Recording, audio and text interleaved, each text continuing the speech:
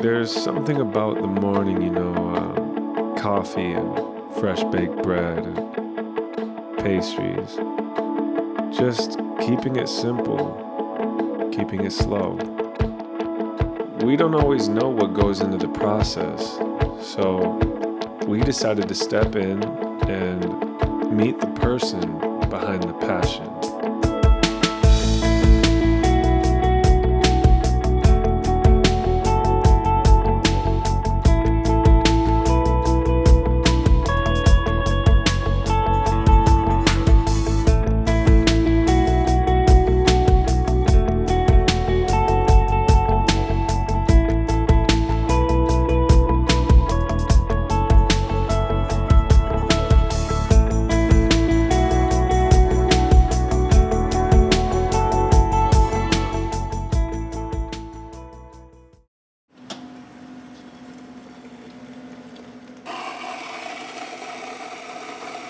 The biggest joy about coffee in particular, and what Dogwood has been able to achieve, is the taste of a new crop.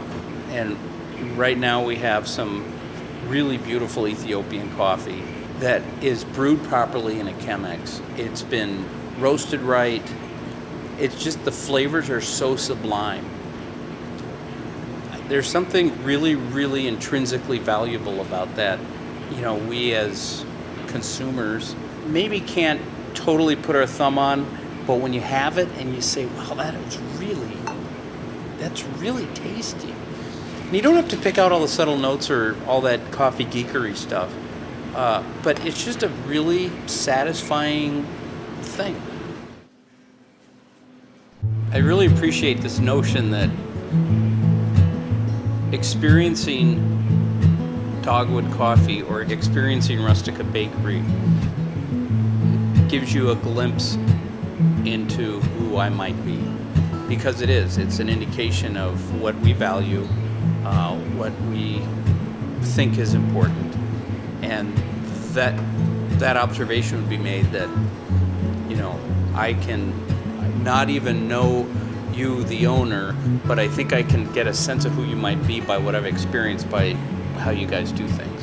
There's something really profound about coffee in particular, and the fact that that Dogwood started in 2010. We introduced this idea of having coffee that we're not going to overcharge for, but we're going to charge what it's worth based on what we paid for it.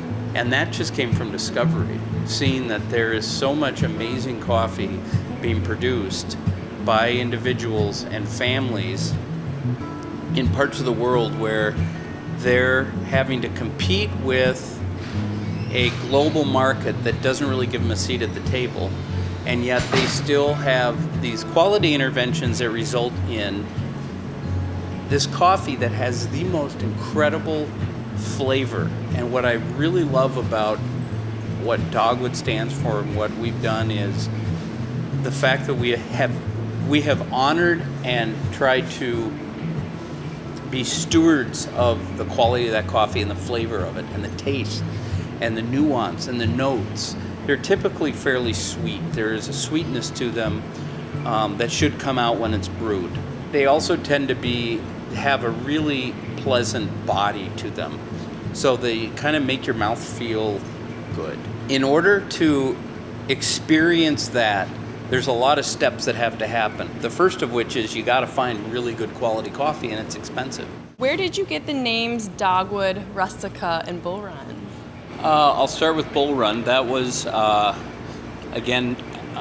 was something that I started with a partner. We were looking for a name for this coffee business that we were kind of moving on. We talked a lot about the history of the Civil War, and the Civil War started in Manassas, Virginia, and there were two battles, and one was the first Battle of Bull Run. It was on the Bull Run River.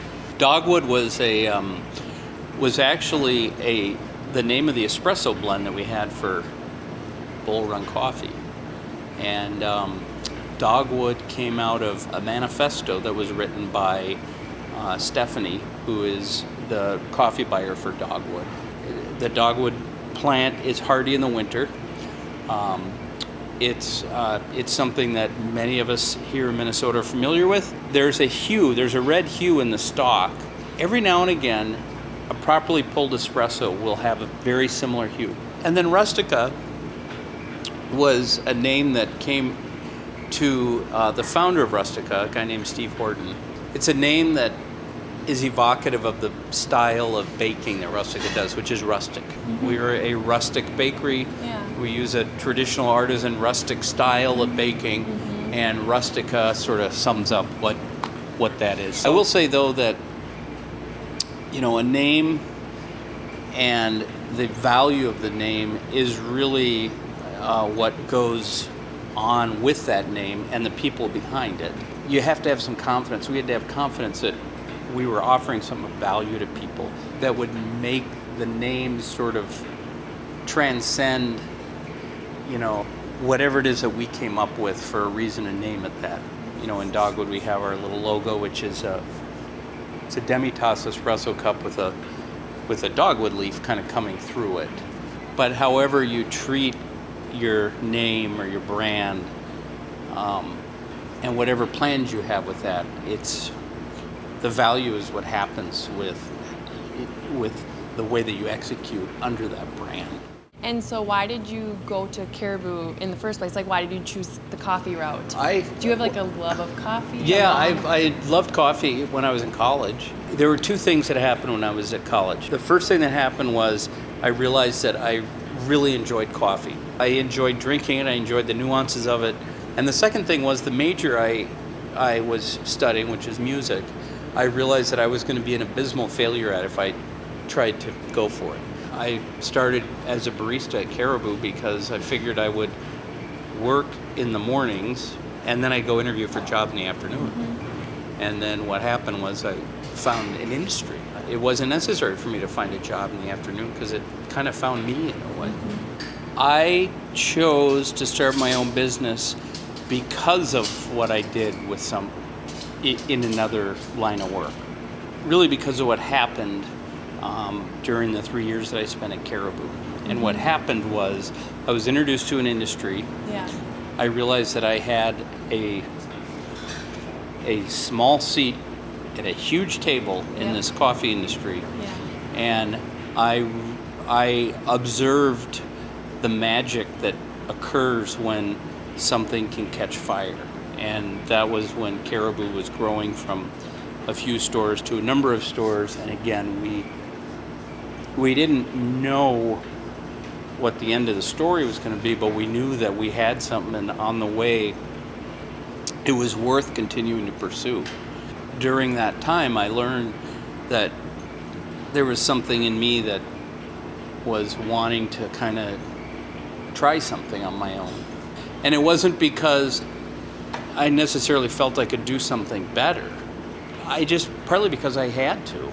I had a need to just see what it was like. It's more curiosity than anything. What's your favorite part of running your own business? My favorite part of running my own business is the people I encounter every day, people I work with, people who count on me, customers who we have, vendors who we have. The best thing to me is those encounters that happen every single day. I have no idea what those encounters are going to yield first thing in the morning.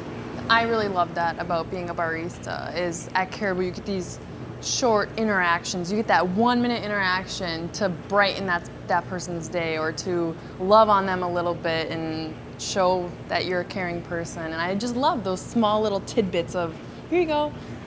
I love that. I think those things count. They count far greater than we give them credit for. Yeah. What are the real challenges you faced building your own business?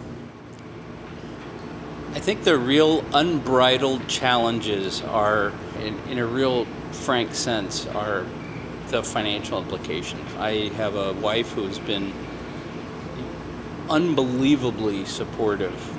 Not supportive blindly, supportive by reminding me that what you're talking about right now actually has implications on me and our kids, and I don't like where it's going.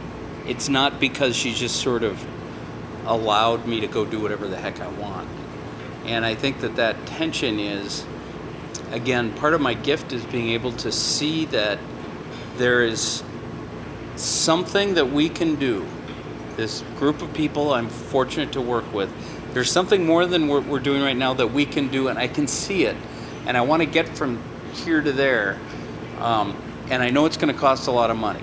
The tension that finances can force as far as risk go, can, it can make or break you. I have chosen to discount that from time to time, and it's always been at my own peril, and it's caused problems. What's your advice to those who are deciding to pursue their creative passion as a career? I thought about this, and I get asked this from time to time, and I have to give the caveat that I'm not qualified. There's no list. There's no book. There's plenty of books on the bookshelf. There's plenty of articles written, but it's really just words, and it doesn't mean a whole lot unless you're true to yourself, unless you're certain that, there is really a pursuit that is consistent with what your gifts may be. The other chunk of advice, which I can never emphasize enough, is make sure you have way more money than you ever imagined you'd need, no matter what it is you're going to do. And you may not have it right now today in the bank, but make sure that you know and you're aware that there is more than you think you're going to need, that you got to find somehow, some way, because it's really it is unbelievably expensive to pursue something. Yeah. What role would you say creativity has in becoming successful? I think that creativity and success are two sides of the same coin, and here's why. I think that true success, and in business, is the intersection of one's vocation or career or whatever it is that they're doing with who they are as a person creatively. Which is to say that whatever gifts you've been given as an individual, the realization of those gifts, the actual going out on a daily basis, exercising those gifts, to me is kind of the ultimate creativity. No matter what it is, somebody could be an incredibly skilled accountant and be very gifted with numbers. An individual who has discovered gifts with numbers and math, and the fact that there is a vocation, a career called accounting, and they are giving something to the world, providing something that is an extension of their gift, is to me success. And that is also being creative. There are some things that I've taken as a failed musician, which is actually a creative pursuit, and I thought I was pursuing something creative in the arts, and ended up,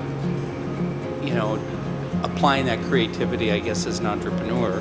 I have a gift at maybe seeing something that hasn't quite shown up yet, but finding these people who we brought together and applying what we might call a vision to making something happen, and then actually pulling it off. If things were to end tomorrow, someone were to ask me a question, were you successful? I would say yes, because I think I've found some of my gifting and found ways to exercise it on a daily basis.